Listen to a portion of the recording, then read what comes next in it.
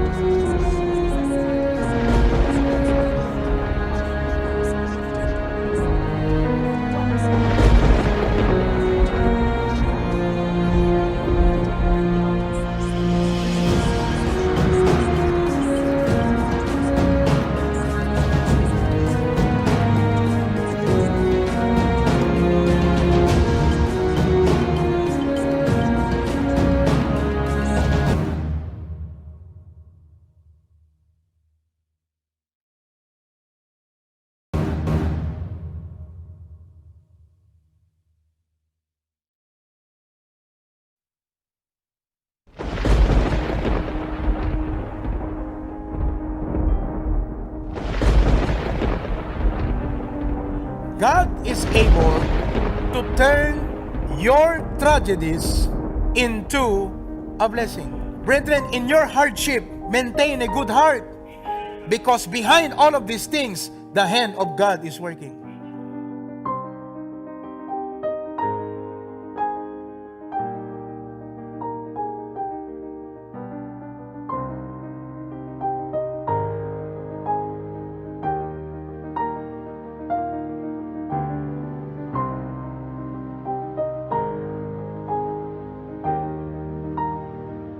Idag-lockdown iti March.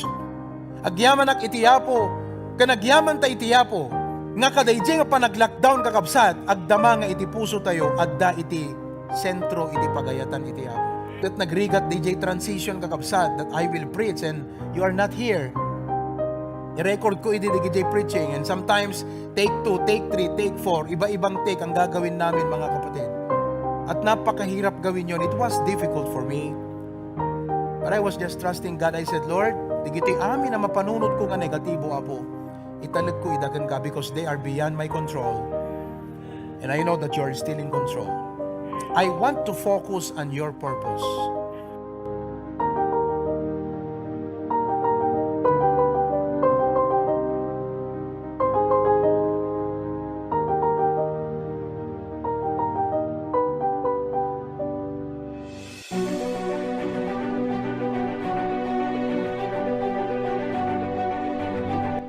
Gasan nyo itahabang agpipritsak at agbuybuyang at adjay Canada, adjay Hawaii, adjay Australia, adjay US of America, Norway, Middle East, Italy, Hong Kong, all over the world. Little did we realize nga gayam kakabsat dating a live stream. What to many probably is a tragedy, and hante nga tay panang tagibasit ka digitoy kakabsat nga naapektaran gapo ka dahiting nga crisis. But as God's people in our case, praise God for the hope we had because of Romans 8:28.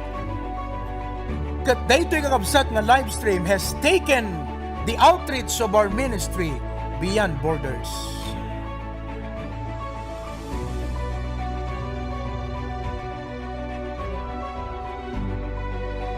And adult life is something that we steward.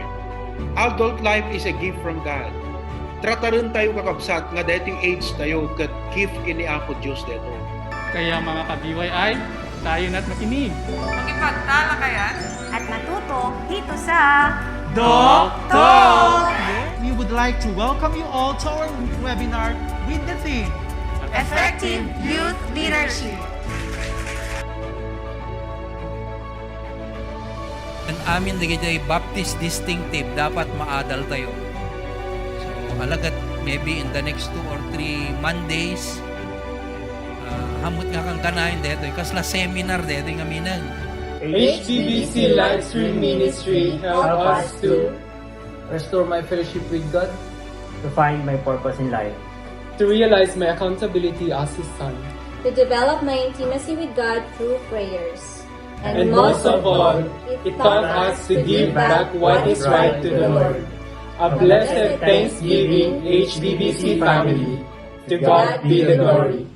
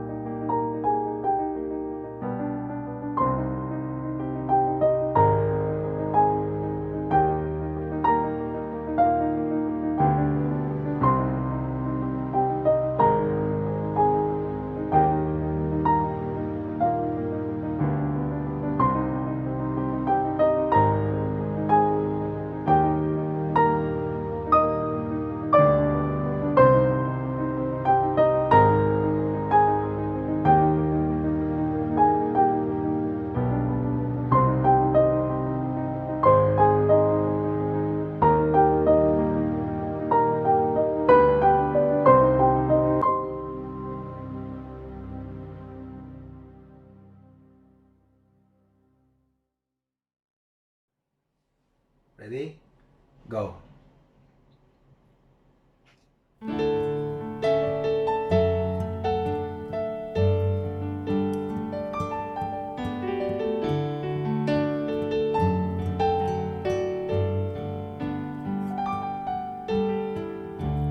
As I look back on this road I've traveled,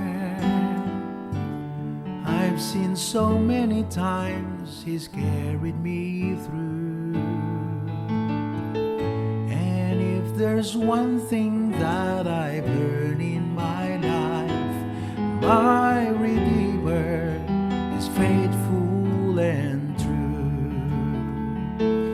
My Redeemer is faithful and true. Everything He had said He will do. And every morning His mercies are new. My Redeemer is faithful and true.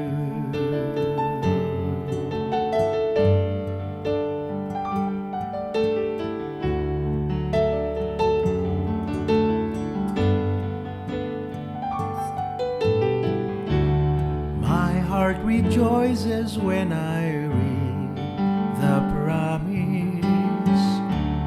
There is a place I am preparing for you. I know someday I'll see my Lord face to face. My Redeemer is faithful and true.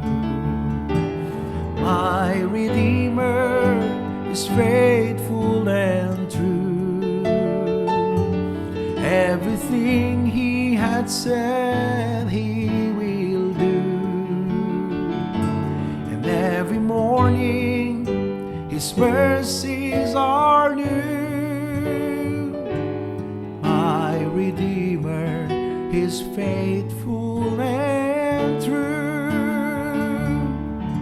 and in every situation He has proved His love for me. And when I lack the understanding, He gives more grace to me. My Redeemer is faithful and true. Everything He had said He will do. And every morning His mercies are new. My Redeemer is faithful and true. My Redeemer is faithful